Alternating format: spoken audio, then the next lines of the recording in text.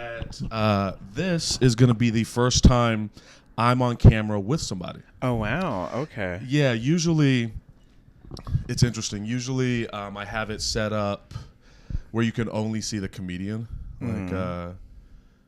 Oh, like your Vlad? Yeah, yes, 100%. Like, okay. Here's what it normally looks like. Okay. Yeah. Okay.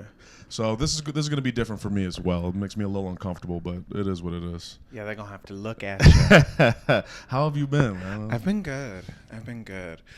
This is like a lighter comedy month for me. I'm like more focused on music this month, so this is a nice little... I didn't know you were a musician. Oh, yeah. I trained to be an opera singer for 8 years. That's right. We talked about that a little bit, didn't we? What are you like in an opera right now? I have a concert coming up in April on the 19th. I'm going to New York. That's exciting. Yeah. Are you nervous? How are you feeling about it? No, I don't know how to be nervous over any of this stuff. Really? No, I've been doing it since I was 11. It'd be like nervous about having green eyes. Like, this is just who I am. Like, there's nothing to be nervous about. I'm going to go exist in my talent over there. You've been singing since you were 11? Mm-hmm. My first voice lesson was the day after I turned 11. Yeah. Why? So you've always kind of had that creative spirit? I think strange might be a little bit more apt. Yeah. You're dressing it up a little bit. Okay, so you were strange and you needed some way to get it out. Oh, yeah. Did your family, how was your family, like, were they like, yeah, be weird, or were they opposed to? Do it somewhere else, thank God. Oh, I have somewhere else to do it? Oh, thank God. Yeah. Out of the house? Way more than usual? Thank God. Are you close with your family? No. I wasn't close when I lived with them. I wanted to live alone since I was 5. Really? No, I barely had anything to do with them when I was there. Okay. Yeah. Why? What was going on there? Like, why? You just didn't see eye to eye? Well, I was the only person there who is not white. And that was like a big point of consternation. And then I happened to be like the gay thing, and then what other people would call the gender stuff, which was just a part of the gay thing back then. Okay. And just the art stuff and the intellectual end, and just someone get this alien the fuck out of here. Wait, what do you mean you're the only black person? What happened? You don't know how mixed people arrive? Oh, are you okay? Okay. I mean, who's mixed? Who's black? Who's white? My dad. Your dad's black. Yeah. And he wasn't around or something? No, I'm the only evidence they ever met. So he went and nutted and then left? I'm like a receipt. I'm like a screenshot of a deleted Instagram post. Jesus Christ. Yeah. So you're left with white mom. Yeah. And just their white family. Yeah, Appalachian, Eastern Kentucky, Southern Illinois. Ooh, okay. Yeah. Okay. Very that. And racially, because that, I mean, for myself, race has been a big thing. Yeah, I have a degree in it. My degree is in sociology and black studies. Yeah. Okay. Yeah. We'll have to write all of that down. I don't even know where to begin with you. So you're around all this white family, and what are they racially? How did they treat? They were just mean to you because of it. So, white people invented denial. Okay. And so, if you just shave its head every week and keep them away from the darkies, maybe we can just avoid the subject. Mm-hmm. How internally were you aware that you were different, or? It was, I was black when I left the house and when they weren't around, because everybody else fucking knew. Nobody else could play the game. Right. It was sort of like I had to humor how stupid they were. It was odd. But it also created like a big, I would say it was, the makeup is more born out of that on stage. At least it's more born out of that because you disassociate from the mirror. Because like you don't look like anything. Because you're not allowed to say that what's in front of you is in front of you, so it can't be real. So what's there? Well, when I put it there, then I know what it is. And you're from Illinois. You're from the Midwest. Yeah. I'm from Southern Illinois and Eastern Kentucky. Okay. So that's the thing that when I came out, I'm from California. Yeah. When I came out here, everyone kept talking about light skin, dark skin shit. And out there, it's not like that. You're just black. Yeah. Just black. Yeah. So when I came out here and I realized there was even a divide within that, the subculture of that, it was just confusing. And from what I've been gathering, a lot of people who are considered light-skinned, mixed mongrels, I don't know what word you want to use, but recently legal.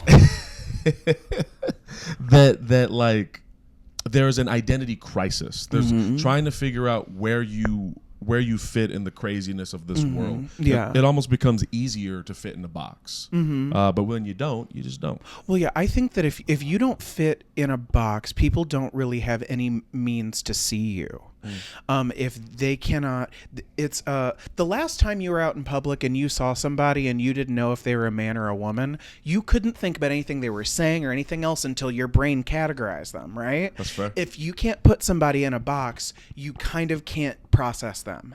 And if you're neither black nor white, neither a woman nor a man, neither gay nor straight, neither, like, there's just nothing. Yeah. There's just no box to be put in. It's just your existence. You're like Charlie Brown's parents talking, but like the personification of that. Yeah. Like, you're literally noise in clothes. Yeah. Yeah. That's a very interesting way, and I think accurate way to put it. Yeah. And then when did the gay stuff get brought up? It was never not. Everyone else told me before I even had any concept of what it was. Okay. Yeah, everything was always right front and center. Do you think, like gay face? Do you think you have gay face? Well, I must. I don't know. Some dude on Grindr this week told me I looked like Lotto and blocked me. So yeah, I you need to say that and yeah, then block you. You gotta at least get your yeah. response back. That's fucked up. I mean, this is why you never lead with the Facebook. Keep it off the profile, because if you see somebody you don't want to know. And what if they don't care what you look like? Enjoy yourself. But yeah, no, because because people always want to say, oh, well, if you take all that stuff off, or, oh, if you stop people won't know. That's a fucking lie, because you knew somebody was gay in the first grade. Yeah. So don't tell me about that. Sometimes you just know. Yeah, you could just feel it. Sometimes you just know. And so they were just upset with you as a whole. Yeah, it's like, why are you here? Right. Yeah. Did you at any point want their validation, or was it from the jump you were just like, okay, well, fuck these people. I want to do my own thing. There was never. Well, I wouldn't have gotten anything out of their validation except half a pack of Salems. Like, these are hillbillies who never left anywhere, did nothing. Like, what do I get if they like me? A bag of beef jerky? Like, there was no point in it. Yeah. There was no point in it whatsoever. Okay. I always thought I was smarter than all the adults around, so I really felt such pity for them. Yeah. At like 8, it was just like, oh. I guess that's an incredible amount of confidence to have, like self-confidence. It's something that we've never, outside of the little bit of we've talked recently at Comedy Bar, and I definitely have to ask you about I Love Lucy and shit. We're gonna get there.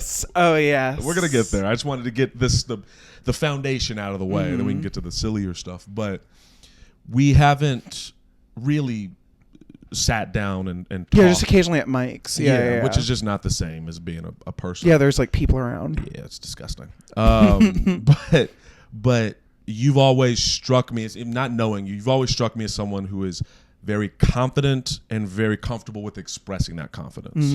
And I think as someone who, for me, who is confident but doesn't feel comfortable expressing the confidence, it's almost a contradiction. Yeah, it feels like I would come off cocky or douchey if I were to express that confidence.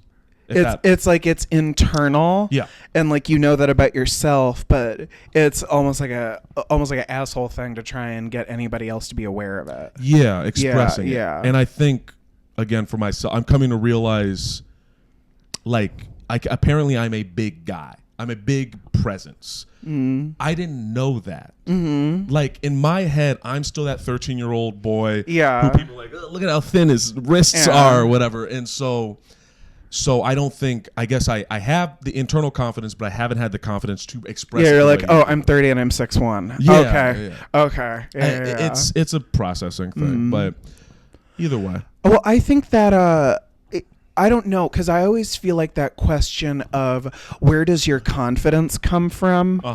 Have you ever seen that Toni Morrison interview where she's being interviewed by a white woman after she won her Nobel Prize, and they asked her, would you ever consider writing about white characters? And she's like, you do not understand how powerfully racist that question is. Yeah. And that question was like, well, where does your confidence come from? It's like, you do not understand how powerfully homophobic that question is. Not you personally, because you didn't pose it that way. But like that thing of like, oh, you're confident and you're comfortable expressing it. What's underneath that is, why didn't you kill yourself in high school like I saw on TV, you little faggot? That's what's underneath that. Yeah, that is what's actually underneath that. That is what you would like to say, but that's not polite. Sort of like how you can't say what are you, but you can say what are your pronouns. Like, we all know what you mean. Let's get there. Yeah. Let's get there. And so like, where does your confidence come from? I never had any choice. Like, because you die the same death if you're quiet.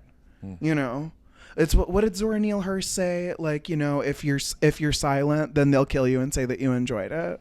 Like, the last thing I can do is fight. The last thing I can do is scream. Yeah. I admire it. I admire you. Thank you. Again, coming from where I came from, the confidence thing or putting yourself out there. A little context. I grew up also around white people. Not you good on the I'm all right. not in like the Appalachians type shit, but I grew up with desert whites. Yeah, which is its own sort of isolation, its own cultural. It's a different, Midwest whites, Southern whites, fucking East Coast whites, and then desert whites is a different. And there's just this sense of manipulation, I guess. Like the way you were saying, they'll ask it without asking it. I remember, this was when I was in middle school. So around 2003, 2004. Okay. The word that the whites were really excited about wasn't woke. It was thug. Yes. That was their nigger back then. Yes. These thugs, and it's like, I know what you're saying. Every now and then you might hear ruffian. Yeah. Oh, that's a class. I like ruffian. I don't mind ruffian. Yeah. That makes That's literary. They tried. You say I'm rough. That makes me feel like a pirate. Yeah. They went to the library for that one. But just the fucking passive aggression that comes with white culture. Oh, for sure. And when I moved out to Chicago, I was like actively looking for black people, and it took me a while to find comfort within my own race. That makes sense. And a part of it was the bluntness.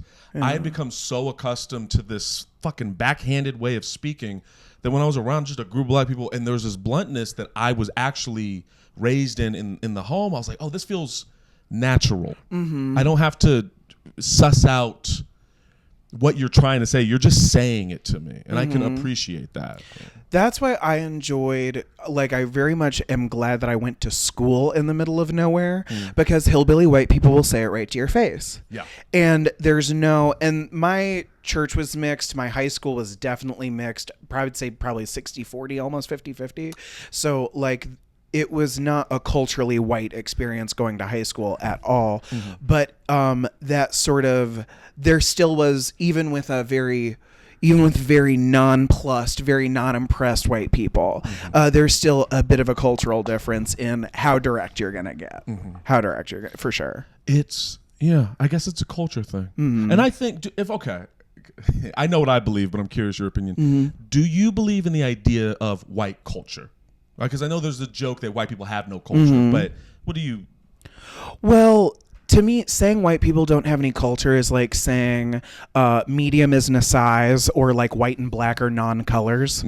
Like, really? Yeah. Like, if they don't have any culture, then explain why the fact that every like hack black comic has a Sweet Caroline joke. If they have no culture, please explain to me why all the songs and all the movies are exactly the same and have been for 30 years. Like, just because it has become the background doesn't mean that it's not something to notice. They have made themselves the default so that way you don't notice the ugly shit. Like, the background requires inspection. Like, to say that they have no culture is stupid, because then you miss bad stuff. Then you miss the skinheads growing out their hair and joining Congress. That's how the 90s turned into the early 2000s politically. If you say they have no culture, you miss shit that's right in front of your face. Now, do you think... Oh, man, this is fascinating. I'm really happy to be finally fucking talking to you. Do you... I guess the nature versus nurture thing is what I keep thinking about you, because the where you've grown up and what you're describing, you just seem like the antithesis of that. I'm just I don't know. It seems like you ever meet someone that's just kind of dumb, and there's and like it seems like that no matter if you put them in Harvard or how much money you gave them growing up, they were just gonna be dumb. We normally date this person. Generally, that's how you meet them. Yeah. Generally. Yeah. How was dating for you growing up? Disgusting. I would not wish any of that on worst enemy. Okay. No. Well, because I always knew what was going on with me. So I never had any internal journey. I think that's very self-indulgent. I think to sit around for 20 years, am I, aren't I? Like, I do a joke about it in my act, but Abraham Lincoln only thought about the Civil War for 4 years. Yeah. Like, figure it out, fire a cannon, do something. Like, it can't be that important. Yeah. It can't be. Yeah. It just can't be. Like, there are people who, like, have sex more than they shit in a week. And you want to tell me that this is something worth 20 years of introspection and you can't come to an answer until you're 73 years old? Like, just wait for Alzheimer's. Stop it. Stop it. It's not worth it. I've been gay since I was fucking 11. It's not worth it. No. Dating was a wreck. I wouldn't say that I really ever properly dated until I moved up here, because when I was in high school, black guys did not come out of the closet. You were DL or you were a woman. Those were your options. We had like trans girls, and I don't mean like the new school trans girls that like cry and have GoFundMes. I mean like they beat ass. Yeah. They fucked up everybody. Man, woman, child, principal, they did not. And that's what was up. So your options were to like be a basketball player and lie and hide, or live a whole. Being normal, I stood out. Because your options were complete masculinity or complete femininity. Well, impositions of that. Right. Yeah. The distinction between the young trans and the old trans, and the old gays and the young gays feels very clear to me. Oh, yeah. Now, because we're right at the age to be able to tell the difference. Because you're early 30s, right? 32? Yeah, you're 32. I'm 26. We're right where everything started to shift. Yeah. Yeah. I remember we used to play Smear the Queer. That's what we used to. I love this country. And it was such a. Have you seen the movie Moonlight? Yeah. You remember in the beginning when they're kids and they're playing football, and there's this. I think they were actually playing Smear the Queer, now that I think about it. But there was this I don't want to say homoerotic because these are. Yeah. But like, there's something in that felt gay. The idea of Smear, they were like, all right, let's give this guy the ball and we're all gonna fucking grab him. Like there was something even in that's, and it feels like the difference between the two is the old gays, the old LGBTQ is tougher, thick skin, not giving a fuck, because there was no social media, there was no forums you can go on to, there's no fucking Tumblr, nobody gave a shit about your feelings, so you just had to fight. Yeah. And then now, well, let me do the thing. Oh, god damn it. I have mixed feelings about being on camera, but that's a whole other thing. Well, you can edit, so yeah. And it feels like the younger generation is coddled. They're too comfortable. Your feelings are too validated almost. Well, I would definitely say that they've had different problems. Ooh. I would definitely put it that way, because I don't want to completely throw my age group and younger under the bus, because I would like them to buy a book I'm writing one day. Maybe come, some comedy tickets. But I would say that the difference ultimately between my generation and older and my generation and younger is that the thing that was on the line was survival. And that just creates a completely different person, because back in the day, you did not get to have this internal journey. People sought you out. People could tell. And you had actual consequences that were deeper than school being tough. You would get kicked out of school, or you'd be bullied so intensely that it wasn't worth going. You'd get kicked out of your house. Like, if you actually wanted to be gay, or if people thought you were gay, it was a great, great sacrifice that put your safety at risk, that put your future at risk, that took your put your education into question. It really, even if you were somebody that was from like a upper middle class or beyond, you could be alienated from your class privilege if they say, fuck you, get out of my house, you're disgusting. So this idea that we can equate homelessness and complete inability to work above board and all that stuff to not being able to, like, I don't know, get everybody at work on board with easier pronouns, and you don't understand why people are staring at you for wearing assless chaps at the Christmas party. Well, wait a minute. This is not quite the same thing. Right. This is just not quite the same thing. But I would say, when I try and defend that they've had different problems, like you said, there was no social media. Their entire life is kind of captured on capsule forever. And so they have much more fear of, like, having a wrong thought and saying the wrong thing than I ever did. Yeah. They definitely have a feeling of being monitored that is the exact opposite of getting kicked out of everywhere you've ever been let into. Yeah. That everyone's watching you versus no one cares what happens to you.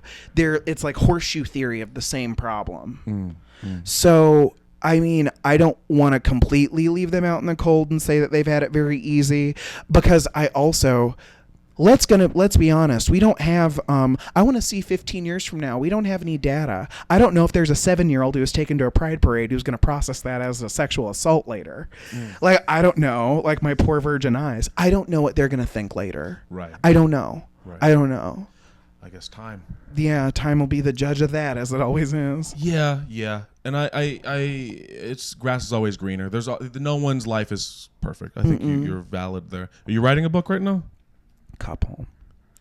Okay, we'll leave that. It feels like that's under wraps right now. We'll get the scoop later. Yeah. So you went to get your degree and you got it in Negroisms. What did you get? I got Magical Negro Studies. Magical Negro. Yeah, no. Did you watch that movie, by the way? No, I refuse the title. Yeah, I can't. I'm sorry. Yeah. Like, David Allen Greer can't even save that one. Yeah. But yeah, no, my degree's in sociology and Black studies. And what made you decide that particularly? Well, I started college as a Spanish major. And then I was like, oh, I can't do stand-up comedy, work 2 jobs, and read Don Quixote in the original Spanish. Yeah. Like, we're going to have to pick something where I can, like, read the readings in English. Because I, at one point in my life, spoke 4 languages. When I was studying, like, classically full-time, and that was my full-time life focus, I sang a 9. So, like, I'm comfortable with languages, but doing stand-up, because I started when I was 18, I had to switch to something that was a little bit less demanding on time. Okay. So that's where I went towards social theory and culture studies. Okay. So it was just a little easier. Yeah. No, I mean, it was still challenging, but not in... At least it was in English, goddammit. That's fair. What do you think you got out of that? I think I definitely learned how to...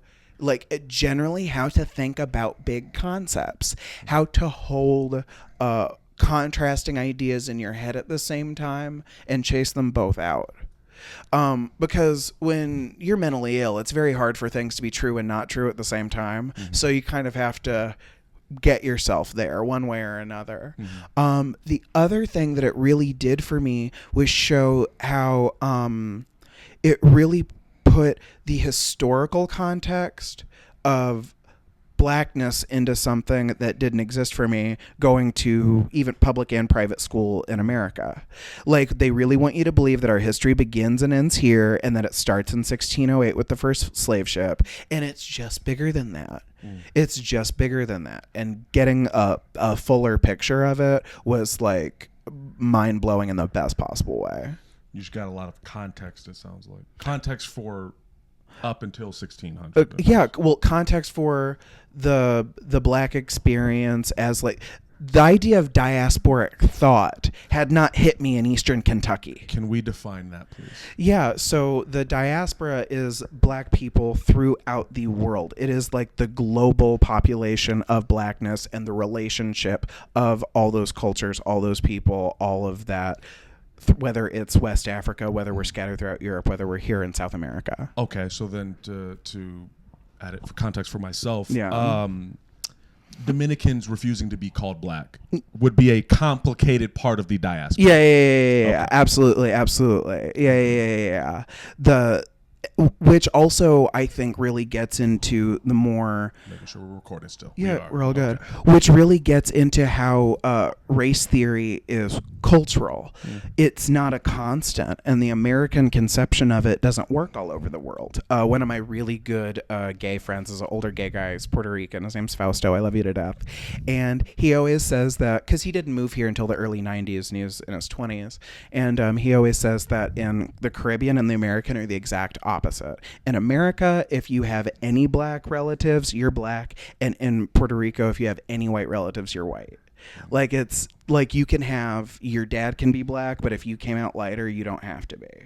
Like, the whole conception of race is more based off what you look and class, more off of what you came from.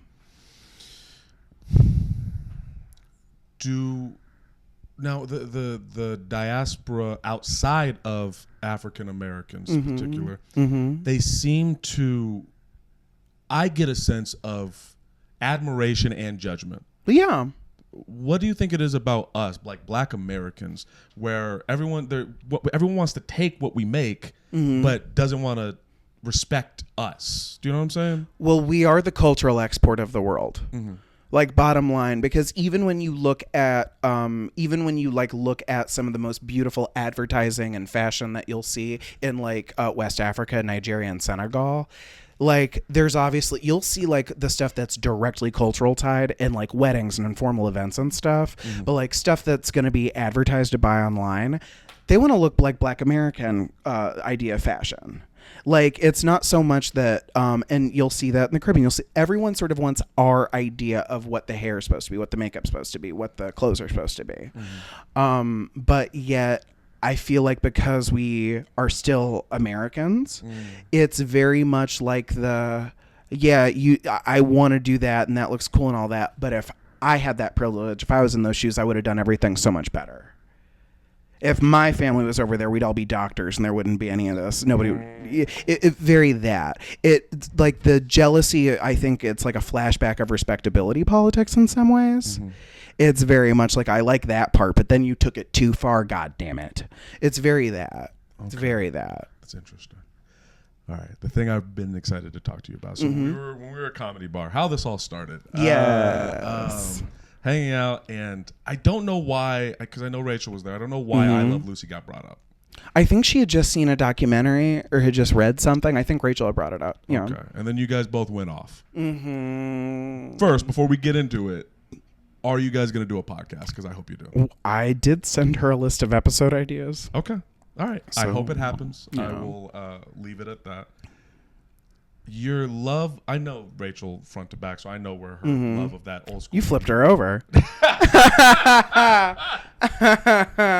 No, where did your love of like that old, because you knew a lot about shit that was in black and white. Where did that come from? So I was, if you could, what white people might call raised by generally my grandmother. I spent a great deal of time with my grandmother because she was retired by the time I was born, and I was her primary caretaker the last 2.5 years she was alive. Her ass was born in 1939. And then my first voice teacher, who I also spent 6 days a week with for the first 2 years we were together, she was 81 when I was 11. Pretty old. So a great deal of my childhood was spent with women who were born in the 1920s and the 1930s. And then also my grandmother had, until the day she died, all of the same friends from high school her entire life. So there was a community of women that were that age that were just always around. So I constantly was getting all these references and what was going to be on TV, Turner Classic Movies and AMC. Yeah. Like, it was always just going to be the vocabulary of what was around, because my mom had me late and then I was always around her mother. So it was just like a generation or two back. So I feel like in addition to like the media studies of it all, because if you see me on stage, like Miss Brown's a hallucination from the 70s. Yeah. It's very much like a radical feminist hallucination from a bathhouse. But the media studies is one thing, but it really gave me a good cultural insight to that whole generation and like why things are the way they are. But yeah, no, I was always around old people, and I love old shit. Love it. Live and die for it. I fuck with I fuck with tangible shit, which I guess is old. Like the fucking photos and the photo albums, and like I have DVDs and shit. There's something about tangible, analog. I can touch this. It's physically in front of me. It's not going to get manipulated by an algorithm. It's just I like real books. Yeah, tangible. Like I want to feel it. Like I don't like all digital everything. Are you worried about that, the AI and all that shit? Or are you like it is worried about it in terms of the arts in particular?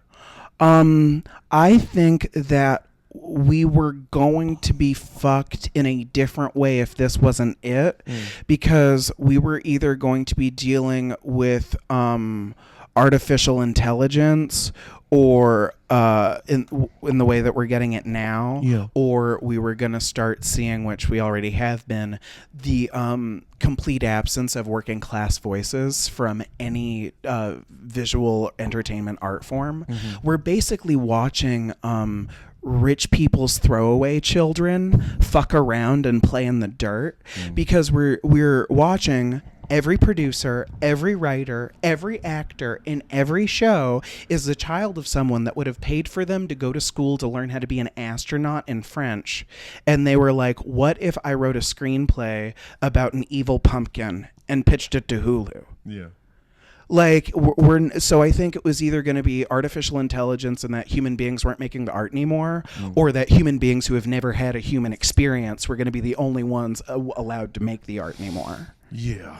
Okay. All right. We're going to go in two directions here. Yeah, First is a moral and ethical conundrum here. So I don't know if you saw the AI George Carlin special. Yes. How do you feel about that? Well, I think I saw on TikTok that the prediction that it's just going to get worse, and that eventually all the legends are just going to have like 24-hour TV channels where you can just watch them watching. Because I have a feeling that they're cooking it up for Joan Rivers, because I remember seeing a press release years ago. This was after she died, about how they found hours and hours of audio footage, because she has a very lean discography and very lean videography for someone of that major level. There's a bunch of shit that was unreleased, but it's been like 4 years and it just never been seen anywhere.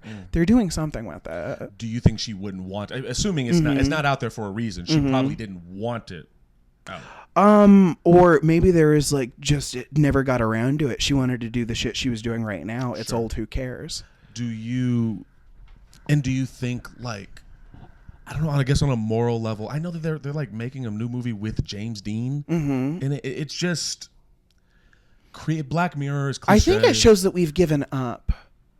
Like, we obviously don't think that we have the ability to create another star. We're never going to make a human being that has like a really dynamic personality again, so let's just go back to the 60s. Yeah. Like, they've given up. Anybody that has hope in the future is not looking to a hologram. That's fair.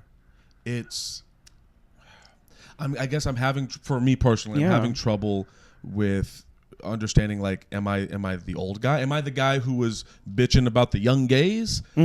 Or do I have some valid concerns here? Or both? I assume it's both. When they get what they want, we'll see how much they really wanted it. Ooh, okay. What do you, please elaborate? I think that a lot of things sound like a great, lovely, progressive idea, and oh no, it'll reintroduce them to the classics. Oh no, it'll be a lovely thing.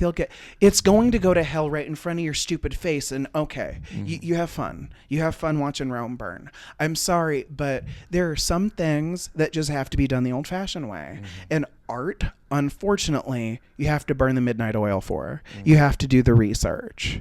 Like, you have to actually sort of have the boots on the ground. Live a life. Well, yeah. Experience. And you think we've lost working class voices in our art currently? Oh, yeah. I mean, I see that a lot. I mean, there's no reason that it's no accident that we're having the Nepo baby conversation, because they're everywhere. They're everywhere. Yeah.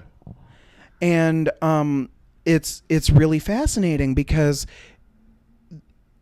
there used to be stand-up comedy used to be the art form that attracted the most poor people and the most working class people because there's no barrier to entry. It's not like a sport where you need like a coach and you need time and you have to, it's not like acting where you have to take a class and audition.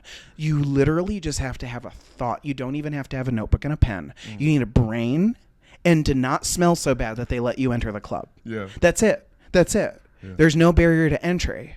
And so like that used to be very attractive to poor people. But then if you're rich and you're tired of skiing or you get kicked out of everywhere else, why can't I go slum it?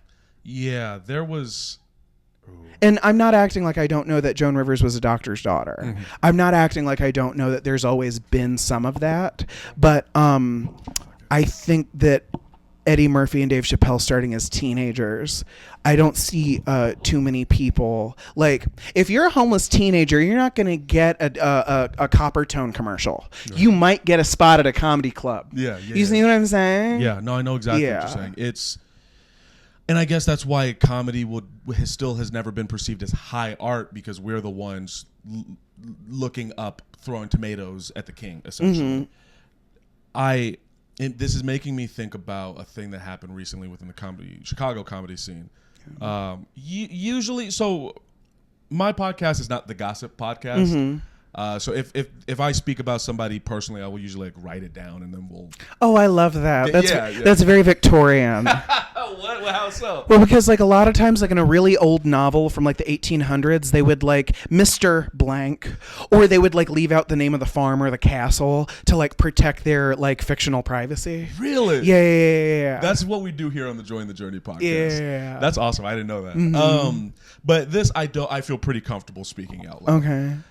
There was a person who posted in one of the comedy Facebook groups about they lost their job recently and they've decided to become a comedian. Oh no. Did you? Oh, I think I vaguely remember this. Okay, so do the thing. Okay. Let's see if I can find it. And they were given the business, if I remember properly. Mm-hmm. Okay, we were not gentle with them. No. Okay. Everyone basically said, get a fucking get a day job. Like you're not get a day job. Yeah. And which is a real actually get 3 of them. Yeah, get a lot of day jobs, learn more skills, get on stage every fucking night. Mm-hmm. And you could feel that this person, god damn it, I don't know where to find it. They probably deleted it out of shame. No, they made another video about people that responded. Oh no. Yeah. Okay, so we're already starting with a need to have our medication managed.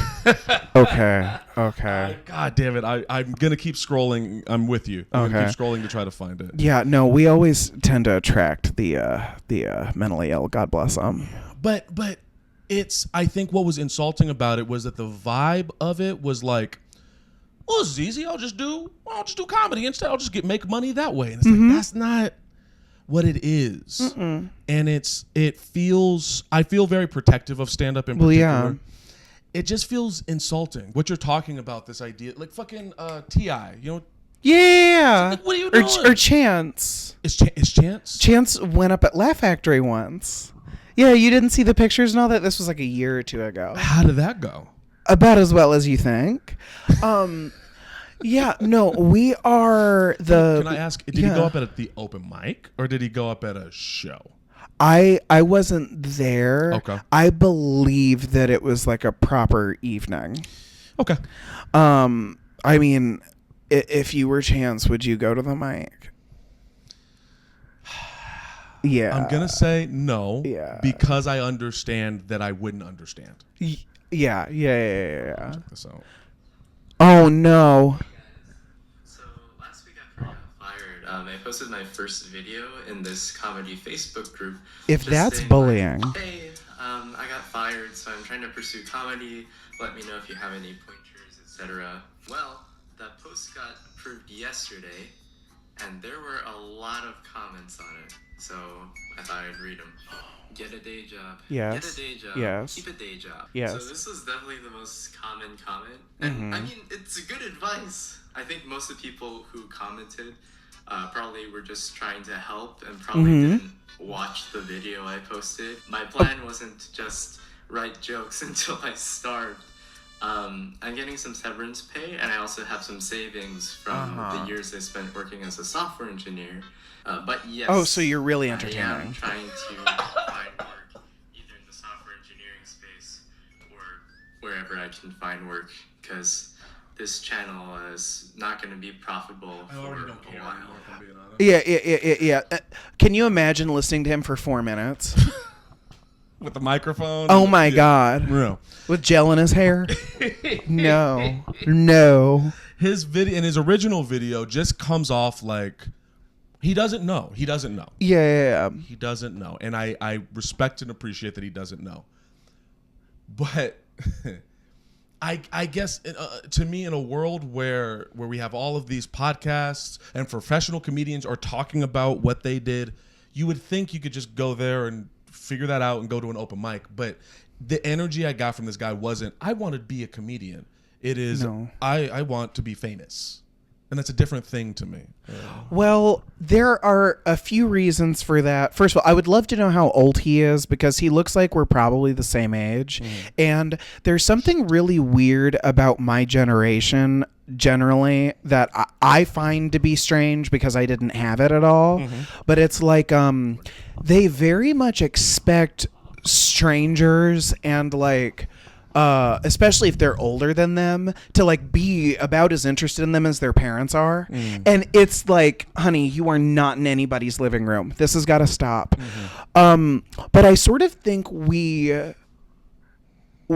already, as stand-up comedians, were already not very respected, because we were like the last vestige of vaudeville. Like, it was always like getting to be a step above a minstrel show. And the fact that when you and I were growing up, the fact that everyone's punchline to every joke was faggot, gay, and the N-word didn't really help. We continued to dig our grave by then only posting crowd work clips online for 3 years straight. And then we want to walk around like victims and say, why does everybody think they can do what we do? Well, how did you contribute? There's a legal term called contributory negligence. Okay. Where if you neglect to contribute to your well-being, you have contributed to your harm. So if you're out there telling jokes that are based in stereotypes that your grandfather would recognize, and then doing crowd work based around it, and then wondering why all 40,000 of those followers think you're the stupidest person that they've ever met and that they could do what you do in their sleep, who's the victim? I think the crowd. I think that's who's really losing every single time. Yeah. I can't. I can't. I have another question. Yeah, indeed. Why stand up? Why did I? Yeah, because you're an opera singer, you're a writer. I'm sure you've done some strip teases in your day. Okay. Why stand up? Because I trained old school. So like even modern opera singers didn't train the way I trained. I was in there 6 days a week for 2-3 hours a day. Nowadays it's like once a week. It's like playing the trumpet, and it's like, honey, you got to learn how to use your entire body. This is not like a once a week 45-minute visitation. I was in that from 11 to 18, and at the end of my music career, I stopped having the all over body high. You know, like after you've delivered a performance and you just feel amazing and the adrenaline's coursing all over your body and it's better than an orgasm and lasts longer. Yes. Well, that went away. And then it was like, so I just hold myself in a closet for 3 months with a German textbook to sing and be miserable afterwards. This is kind of stupid. And I had this desperate desire. When I started, I needed somewhere to hide all my goddamn emotions, because I couldn't process them, and being able to get them out real loud in a language no one ever understood, that's privacy. That is exhibitionist privacy. But I had sung the best composers in the world, still do, like the music that stayed around forever, and I wanted to write my own material. I had a thing or two that I wanted to say, and I couldn't say it through Mozart. I couldn't say it through Verdi. I can say a lot through them, and I can make you fucking cry like a baby. But I couldn't get out everything. So it sounds like just the self-expression. Mm-hmm. I understand that. So for the longest time, I wanted to be an actor for a really long time, and then I learned. You've seen Hollywood Shuffle. Mm-hmm. Mm-hmm. I mean, is there really anything else to say? Yeah, You know what I mean? Yeah. I had a Hollywood Shuffle moment. I don't really feel like telling the story. Fucking whoever watches this consistently has heard it a million times. But I had a Hollywood Shuffle moment, and I was like, oh, so white people are going to decide who I can act like, where I can act, when I can act, and stand up barrier to entry. Like there is this unending desire to express oneself that I feel, that you feel, that a lot of these comics feel. And I guess I don't even know what my point is. I guess it's like sometimes I wonder how regular people function without the need to do that. Well, that's the thing. They don't have the need, so there's nothing to get out. Right. Yes, you're correct. You know? I can't. I guess I'm just projecting my own experiences. They are like present in the grocery store. That's crazy. They like listen during small talk. They like are very much interested in the like patches that are coming out on their favorite video game. Like they just have low level priorities and they're very engrossed with them and they're involved, and that's great. It is great, and I think I'm jealous. I think that's what I'm like. Oh, you can just. I've met people where I'm like, well, so what do you do? What do you mean? Yeah. I go. I got a job. I work, and I go home and I watch Netflix. And then, I get up and I go to work. And then on weekends, I drink a lot with my friends. Mm-hmm. And I'm so, on some level, jealous of that. Like, oh, you don't have the weird existential thoughts. You're not thinking about, like, death, but, like, what happens before you're alive. And I don't know. Well, I just think that they're on a completely different plane. And you can't be... It's hard to say that we're jealous because like we've never walked in their shoes. Sure. Like who knows, that being empty could be very painful. Yeah. We don't know. Yeah. I don't know because I've been trying to turn this brain off since like 2003. Like I never even went to sleep at night until I found weed in college.